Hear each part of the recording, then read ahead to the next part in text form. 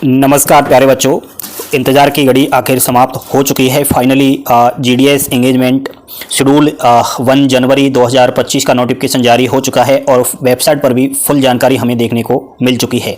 इस लाइन के माध्यम से आप लोग यहां पर देख सकते हो, सेकंड नंबर की लाइन में GDS online engagement schedule 1 January 2025 will be made live shown, please wait for future update. साथियों, यहाँ पर फाइनली अपडेट आ चुका है जीडीएस भर्ती का कि यहाँ पर वैकेंसीज आपको देखने को मिल चुकी है।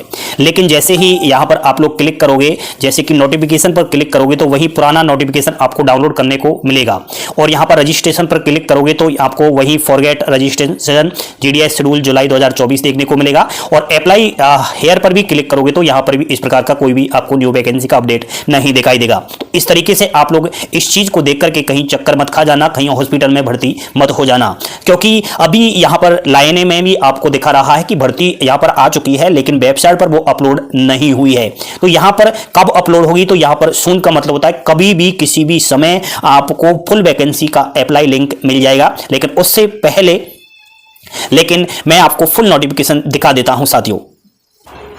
लेकिन ये बात हमारी समझ में नहीं आ रही कि सर वेबसाइट पर तो नोटिफिकेशन अभी नहीं आया, तो ये नोटिफिकेशन जो वायरल हो रहा है यूट्यूब पर, सोशल मीडिया पर, ये क्या फेक है? तो साथियों ऐसा बिल्कुल भी नहीं है, ये नोटिफिकेशन फाइनली रियल है।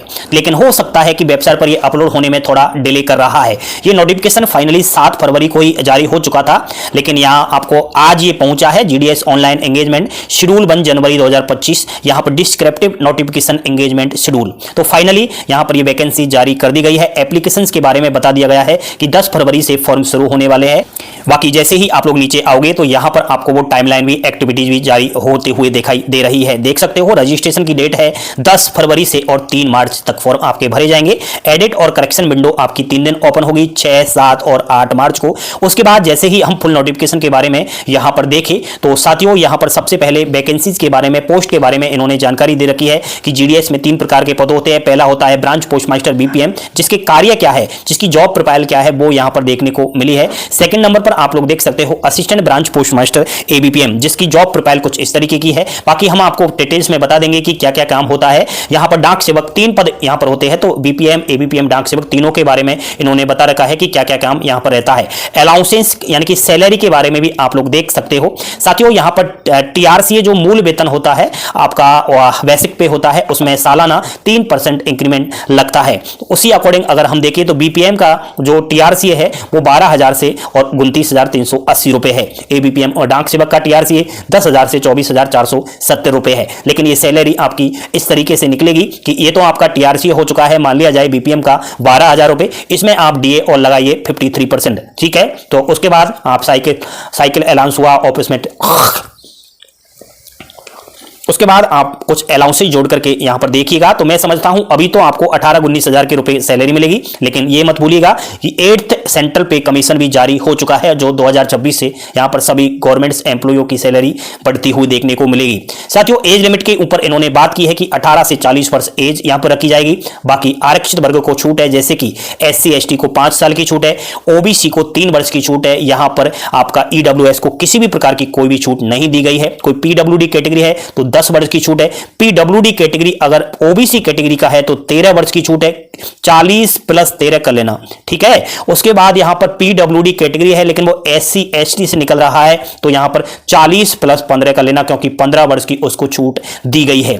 आप नीचे आओगे तो क्वालिफिकेशन के ऊपर बात की गई है। क्वालिफिकेशन में केवल ऑफ 10th की मार्कशीट का होना जरूरी है। उसके बाद मैथ्स और इंग्लिश सब्जेक्ट्स इसमें कंपलसरी रखी गई है, दोनों में से एक सब्जेक्ट्स का होना अति आवश्यक है, वो मार्कशीट में चेक कर लेना। उसके बाद जो भी candidates north east side form apply करेगा अरुणाचल प्रदेश डिवीजन से, तो उनके लिए गाइडलाइन यहां पर दे दिया है कि यहां आपको अरुणाचल प्रदेश की लोकल लैंग्वेज का ज्ञान होना चाहिए और अरुणाचल प्रदेश की लोकल भाषा का भी आपको जो है यहां पर सर्टिफिकेट लेना है। अरुणाचल प्रदेश की 23 टोटल लैंग्वेज है, ठीक है, उनमें से एक। अदर क्वालिफिकेशन में देखा जाए तो नॉलेज ऑफ कंप्यूटर, साइकिल चलाना आना चाहिए और कहीं ना कहीं आपको उस जगह की भाषा का ज्ञान होना जरूरी है। रिजर्वेशन के बारे में इन्होंने बता दिया है, SC/ST, OBC, PWD, EWS को रिजर्वेशन यहां पर रहेगा। फॉर्मेट ऑफ सर्टिफिकेट के बारे में बात की है कि किस तरीके से आपको सर्टिफिकेट के फॉर्मेट यहां पर रखने हैं। ठीक है, इन्होंने यहाँ पर इस तरीके से ये दिया है। बाकी हम नीचे जैसे ही चलेंगे तो सिलेक्शन क्राइटेरिया के बारे में और हाउ टू अप्लाई के बारे में, तो अप्लाई तो ऑनलाइन होगा और वेबसाइट से होगा, तो वो तो हम आपको करवा देंगे, उसमें तो कोई दिक्कत वाली बात नहीं है। लेकिन सिलेक्शन क्राइटेरिया के ऊपर जैसे ही आप लोग आओगे तो इसमें कोई भी चेंजेस यहाँ पर नहीं हुआ है, वहीं आपकी 10th की परसेंटेज से सिलेक्शन होगा। बात हो रही थी 50 मार्क्स की एक एग्जाम्स होगी, तो इसमें इस प्रकार का कोई भी अभी ऑफिशियली नोटिफिकेशन में जिक्र नहीं किया गया है। वहीं बिना परीक्षा डायरेक्ट मेरिट बेस पर सिलेक्शन होगा। यहां पर जो सीबीएसई पास आउट स्टूडेंट्स है, ग्रेड पे को यहां पर देखिएगा तो जिसका ग्रेड A1 है और ग्रेड 10 है वो 9.5 से मल्टीप्लाई करेगा, तो 9.5 से जैसे ही मल्टीप्लाई करेगा उसका प्रतिशत में निकल कर आ जाएगा। तो फॉर्म अप्लाई करते समय आपको परसेंटेज में ही अपने मार्क्स फिल करना होगा, ठीक है। उसके बाद यहां पर communications of selection and process of physical verification of documents, document verification के बारे में इन्होंने बात की है कि जिसका सिलेक्शन हो जाएगा उसको डॉक्यूमेंट वेरिफिकेशन के लिए बुला जाएगा, उसके पास मैसेज आ जाएगा और डॉक्यूमेंट वेरिफिकेशन के लिए ओनली 15 डेज का समय दिया जाएगा। 15 डेज के बाद यहां पर अगर कोई नहीं पहुंचता है तो उसको फाइनली वैकेंसी से रिजेक्ट कर दिया जाएगा और न्यू वेटिंग लिस्ट में न्यू कैंडिडेट्स का नाम दे दिया जाएगा। डॉक्यूमेंट वेरिफिकेशन के समय कौन कौन से डॉक्यूमेंट्स यहां पर आपको चाहिए ये नोटिफिकेशन में इन्होंने दे रखा है। और फाइनली वैसे हम देखें, देखो भाई वैसे तो 34 पेजेस का आपका नोटिफिकेशन है, इसमें और कोई नई बात ऐसी है नहीं। बाकी हम जो अनुमान लगा रहे थे कि इस बार सिलेक्शन प्रोसेस में बदलाव होगा वो नहीं हुआ है, ठीक है। तो रजिस्ट्रेशन किस तरीके से करना है वो इन्होंने यहां पर बता रखा है। रजिस्ट्रेशन के समय आपको कौन कौन से चीजों का जरूरी है, जैसे कि ईमेल आईडी, आधार कार्ड, ठीक है, आपका 10th की मार्कशीट, आपका फोटो चाहिए जिसकी साइज 50 KB के बीच होनी चाहिए, 50 KB से अधिक नहीं होनी चाहिए, एंड आपका स्वयं का सिग्नेचर चाहिए जिसकी साइज 20 KB से अधिक नहीं चलेगी। जेपीजी और जेपीईजी फॉर्मेट में ये होना चाहिए, ठीक है। बाकी मोबाइल नंबर भी आप लोगों के लिए जरूरी है क्योंकि मोबाइल नंबर ईमेल आईडी आपको वही देना है जो आप एक्टिवेट रखते हो, क्योंकि मोबाइल नंबर ईमेल आईडी पर आपको कहीं ना कहीं ओटीपी आएगा जिसके माध्यम से आप रजिस्ट्रेशन लोगे, फिर आगे फॉर्म अप्लाई करोगे। फी पेमेंट ऑफ फी की बात करूं तो यहां पर 100 रुपए फीस रखी गई है। 100 रुपए फीस जनरल कैटेगरी की है, अगर कोई SC ST और PWD कैटेगरी से है तो उसकी कोई भी फीस यहां पर नहीं है, केवल जनरल EWS OBC की फीस इन्होंने रखी है।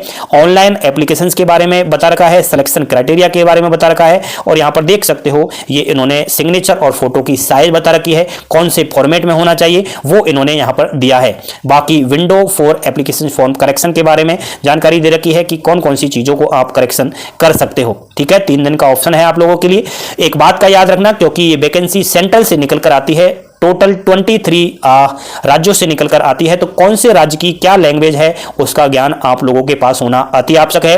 वो लैंग्वेज आपने 10th में पढ़ी है या नहीं पढ़ी देख लेना।